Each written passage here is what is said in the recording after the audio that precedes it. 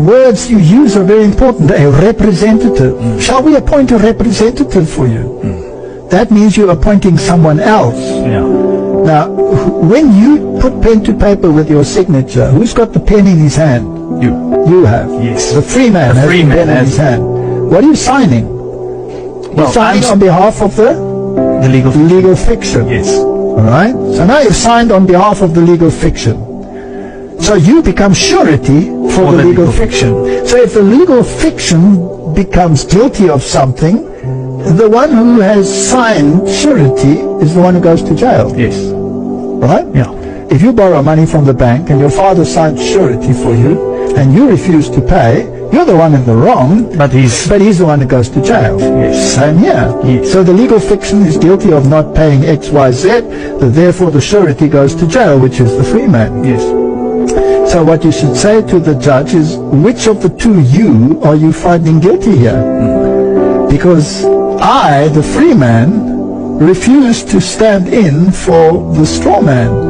Thine honor, I appoint thee to represent the straw man. Who goes to jail then? He goes to jail. So you would better throw the case out than to go on with it. But this becomes, yes. It becomes a game. Yeah. It becomes a game. So let's read what it says here. Legally, you are considered to be a slave or indentured servant to various federal, state, and local governments via your state-issued and state-created birth certificate in the name of your all-caps person. Birth certificates are issued so that the issuer can claim exclusive title to the legal person created thereby. So the government owns you.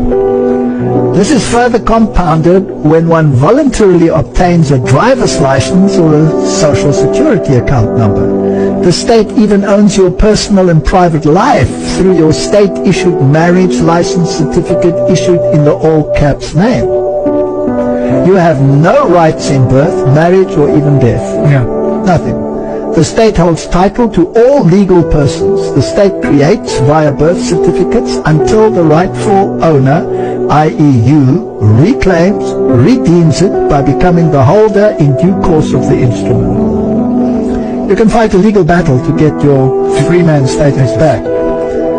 And then everything would have to be transferred to you. You would probably have to pay for that and has to be written in a non-caps form in order to be legally yours. So who owns everything? Well, the question is, who do the corporations belong to? Because they're registered somewhere. Now, under whose auspices are they registered? They're registered under the crown. Okay. No matter where you are in the world. Because the British Empire was everywhere. They're registered under the crown. So the crown possesses the land. You may live in the house on your property. You may pay the taxes. But if you forfeit it, the land belongs to the crown. But didn't you do a lecture in showing that the crown belongs to Rome? That is very important that we know that. Because historically, the crown was ceded to Rome. So Rome actually owns everything.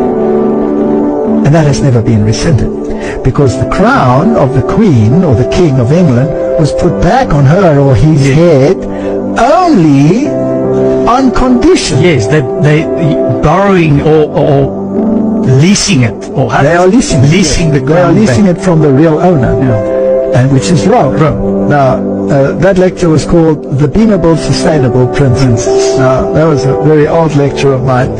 But in any case, this is all very fascinating stuff. But this, like what you just told us now, and linking with that, it just makes so much sense. But now we're going to we still have to get into what's happening in the world right ahead and the research. This is the introduction. Okay. So, let's just get this straight. Governments get their money how? Through your birth. Yes. How did they get it before? It was upon the gold standard.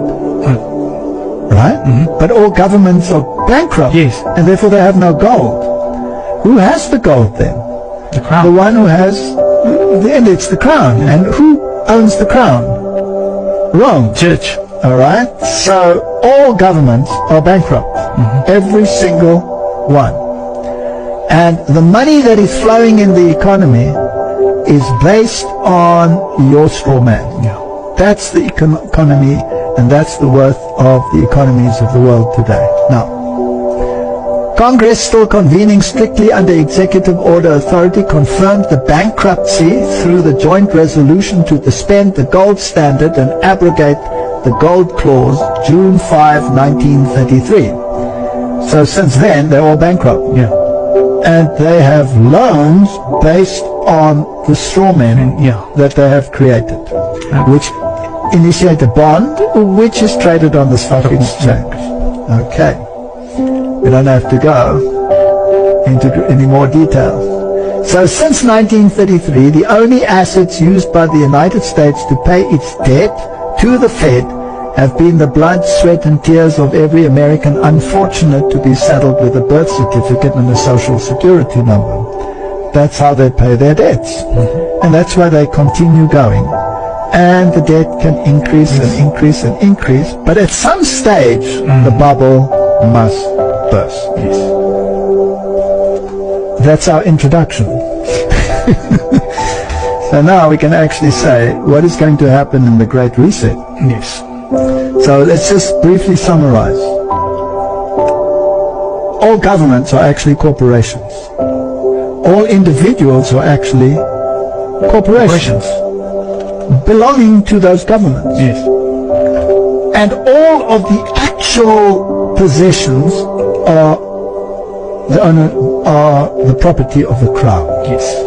And the crown is owned by Rome. So all roads lead to Rome.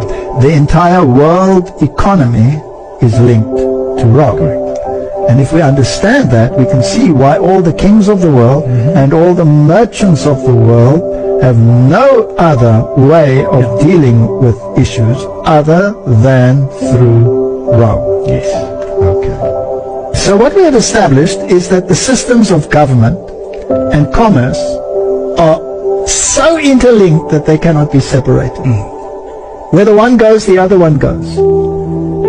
The banking system is involved at every level, and the powers that be, the crown, eventually, Rome, in the ultimate, hiding behind the crown, they always have front organizations, are the real owners of everything. That's how it works. Now, once all of these systems have become corrupted, and once the divide between rich and poor has become so great that it's no longer sustainable, and once the debt has accumulated to such an extent that it can no longer be repaid, then there must be a crash. Yes.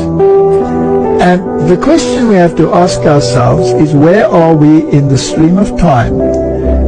And how do the issues that are taking place in the world now fit into this picture? And how does it fit into the prophetic picture? Yes.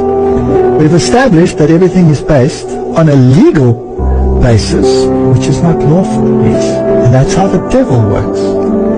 And he's using his great intellect to bring about the system where the first beast will be honored again as it was honored before the mortal womb. Yes. Only now on a universal scale. And this is what prophecy is all about. And we are at the very tip of the toes of Daniel. And we must now look at the Great Reset and look at what the economists are saying and what the World Economic Forum is saying and what the papacy is saying. And people have no idea that the papacy is behind it all. No. But that is what prophecy tells us. Yes. And that is why we must show them how it is interconnected, and then they will hopefully understand what comprises Babylon. Not only the religious entities, but the political and the economic issues as well. Yeah. Hopefully that can put some sense in everything that's happening. Because now all this is happening. You've got this financial problems or economic problems and all this. Now if you have a clear understanding of how you have been duped, wouldn't you want to separate from the system? At least spiritually and intellectually, even if you cannot do it physically. But at least you know. At least you know. And that is what we want to discuss in part 2. So now we'll get to the real nitty-gritty of what has been happening and why it has been happening. Let's